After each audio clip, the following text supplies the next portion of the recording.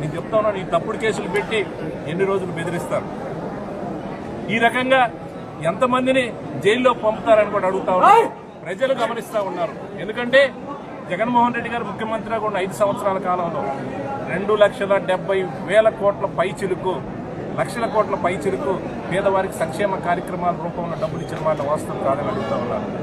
ఈ రాష్ట్రంలో సచివాలయం ఏర్పాటు చేసి ఏకకాలంలో 1,30,000 మందికి ఈరోజు ఉద్యోగాలు కల్పించి ఈరోజు బ్రహ్మాండంగా వాళ్ళని ఉద్యోగాలు చేసుకున్నమాట వాస్తవం కాదని అడుగుతా ఉన్నాను.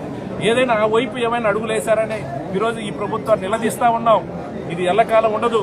నేను చెప్తా ఉన్నాను, ఈ కూటమి ప్రభుత్వంలో ఉండే నాయకులకు కానీ, ముఖ్యంగా తెలుగుదేశం నాయకులకు కానీ ఈరోజు పోలీసులను అడ్డం పెట్టుకొని మాకేం కాదు, మేమేం చేసినా కూడా చెల్లుబాటు అవుతుంది అనే క్రమంలో ఈరోజు దాడులు చేస్తా ఉన్నారు, అక్రమంగా కేసులు పెడతా ఉన్నారు. నేను ఒకటే చెప్తా ఉన్నాను, అన్నీ కూడా ఎవరైతే గీత దాటి అన్యాయంగా మా యొక్క కార్యకర్తలు వేధించారో, మా కార్యకర్తల మీద తప్పుడు కేసులు పెట్టారో ఒక్కటికి 10 ఇంతలు అనుభవిస్తారు. ఖచ్చితంగా ఎవరిని కూడా వదిలిపెట్టే ప్రశ్న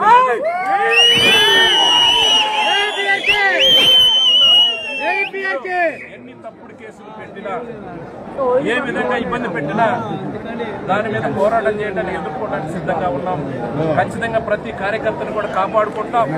మా నాయకులకి, కార్యకర్తలకి ఈ రాష్ట్రంలో, ఈ పల్నాడు జిల్లాలో, ఈ నియోజకవర్గంలో ఎక్కడైనా సరే పేదవారికి, ముఖ్యంగా కార్యకర్తలకు అండగా ఉంటాం. ఖచ్చితంగా నేను చెప్తా ఉన్నాను, అనవసరంగా అన్యాయంగా ఈరోజు దౌర్జన్యాలు చేసి పోలీసులు అడ్డం పెట్టుకుని తప్పుడు కేసులు పెడతా ఉన్నారు. ఇవన్నీ కూడా ఆన్ రికార్డ్, ఎవరు తప్పించుకునే పరిస్థితి లేదు. అధికారం చాలా చూసాం. నేను 4 సార్లు ఎమ్మెల్యేగా అయినాను. ఈ రకంగా తప్పుడు కేసులు పెట్టి పోలీసులను అడ్డం పెట్టి వేధించే కార్యక్రమం చేయలేదు. జగన్మోహన్ రెడ్డి గారి నాయకత్వంలో ప్రతి సంక్షేమ కార్యక్రమం ఈరోజు నేను ఛాలెంజ్ చేస్తా ఉన్నాను. అన్ని గ్రామాల్లో పార్టీలను చూడలే, కులాలను చూడలేదు, మతాలను చూడలేదు. అర్హత ఉంటే ప్రతి ఒక్కరికి కూడా సంక్షేమ కార్యక్రమం ఇచ్చే కార్యక్రమం చేశాం. కానీ ఈరోజు చూస్తూ ఉంటే ఈరోజు వైసీపీకి ఓటేశారా, జగన్మోహన్ రెడ్డి గారి సానుభూతిపరుడుగా ఉన్నారా, వాళ్ళందరూ కూడా ఏరి పెన్షన్లు తీయడానికి ప్లాన్ చేస్తూ ఉన్నారు. ఒక్క సంక్షేమ కార్యక్రమం కూడా అమలు చేయకుండా ఈరోజు ఎవరైనా సరే సంక్షేమ కార్యక్రమాలు ఇవ్వండి, మీరు ఇచ్చిన హామీలు, మీరు ఇచ్చిన సూపర్ 6 అమలు చేయండి అని సోషల్ మీడియాలో ఒక చిన్న పోస్ట్ పెడితే ఈరోజు వెంటాడి వేధించి కేసులు పెడతా ఉన్నారు. ఇది మంచి పద్ధతి కాదని కూడా ఈ కూటమి నాయకులు నేను కోరుతా ఉన్నాను. నిజాయితీగా చేయండి. నిజంగానే మమ్మల్ని మేము ఇచ్చాం 2,70,000 కోట్ల పైచిలకు సంక్షేమ కార్యక్రమాలు ఇచ్చాం. 1,30,000 మంది ఒకేసారి సచివాలయ ఉద్యోగాలు ఇచ్చాం.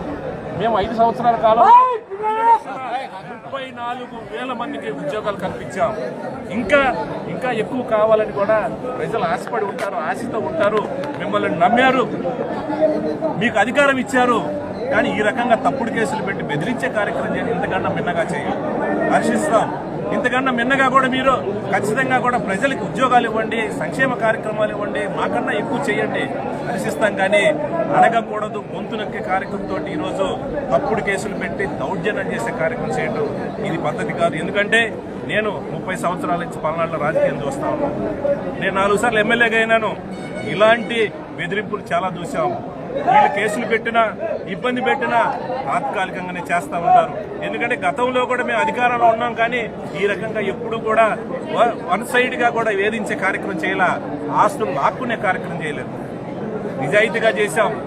ఎక్కడ కూడా ఏ గ్రామంలో, ఏ తండాలో, ఏ వార్డులో కూడా ఏ ఒక్క సంక్షేమ కార్యక్రమం విషయంలో పేదవాడికి అన్యాయం చేసే కార్యక్రమం ఎప్పుడు చేయాల. ఈరోజు అన్నింటిలో కూడా ఏదో వంక పెట్టేసి ఈరోజు సంక్షేమ కార్యక్రమం ఎత్తేసే కార్యక్రమం చేస్తా ఉన్నాం.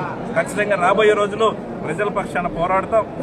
వాళ్ళు ఇచ్చిన హామీలు ఏదైతే ఉన్నాయో సంక్షేమ కార్యక్రమం 100% ఇచ్చే కార్యక్రమంలో ప్రజల పక్షాన అన్ని విధాలా కూడా మేము పోరాటాలు చేస్తామని కూడా ఈ సందర్భంగా తెలియజేస్తా ఉన్నాను. నేను చెప్తాను, మాచర్ల నియోజకవర్గంలో ఉండే పార్టీ నాయకులకు, కార్యకర్తలు అందరినీ కూడా ధైర్యంగా ఉండండి. ఏదైనా సరే మనల్ని ఇబ్బంది పెట్టిన వాళ్ళు ఎక్కడికి పోరు. ఖచ్చితంగా ఈ పోలీసులను అడ్డం పెట్టుకుని ఏదైతే మనల్ని ఇబ్బంది పెడతా ఉన్నారో ఆ రోజు వస్తుంది. ఎవరైనా సరే తగిన మూల్యం చెల్లించుకోవాల్సింది ప్రశ్నే లేదు. ఎందుకని మనం సమన్వయంతో ఉందాం, ఎక్కడ కూడా మనం అన్యాయం చేయలేదు. కాకపోతే లోపల ప్రచారం చేసి, తప్పుడు ప్రచారం చేసి ఏదో జరిగిపోతుందని వాళ్ళ అవసరాల కోసం అందించే కార్యక్రమం చేస్తా ఉంటారు. కాలం చాలా విలువైనది. ఖచ్చితంగా రాబోయే రోజుల్లో ప్రజలందరూ తెలుసుకుంటారు. ఏదైనా సరే నేను ఈ కూటమి నాయకులను నేను డిమాండ్ చేస్తా ఉన్నాను. విద్యుత్ ఛార్జీలు వెంటనే తగ్గించాలని డిమాండ్ చేస్తా ఉన్నాను.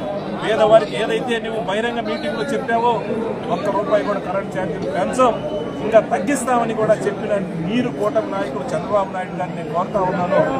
మీరు కరెంట్ ఛార్జీలు తగ్గించండి, పేదల మీద భారం మోపొద్దండి. ఎందుకంటే మీరు ఇచ్చిన హామీలు అమలు చేయండి.